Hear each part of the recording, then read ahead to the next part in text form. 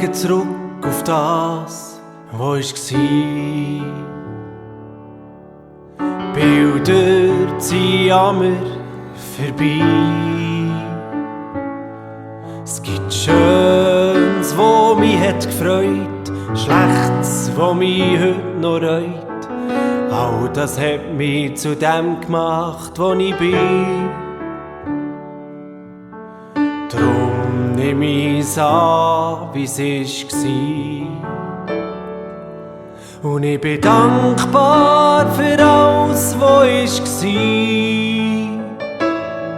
Es hat mich geprägt und zu dem gemacht, wo ich bin.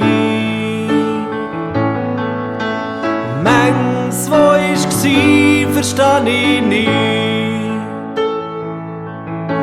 Und doch wollte ich's annehmen, es gehört zu mir.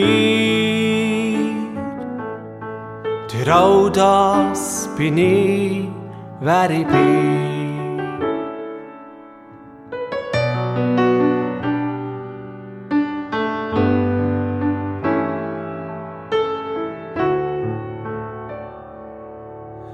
Die Frage warum, die interessiert mich nicht. Die Rückseite vom Teppich sehe ich. Sie knüppeln mit Fransen dran, nichts, was ich verstehen kann. Einmal wie die Vorderseite gesehen.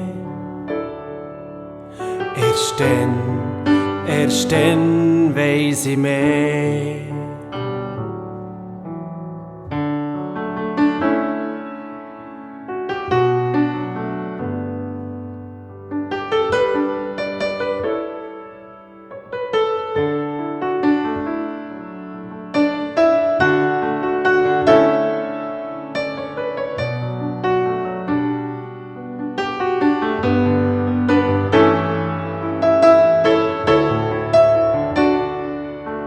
Und ich bin dankbar für alles, was war.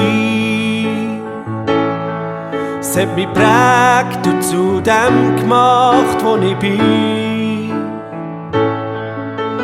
Manches, was war, verstehe ich nicht.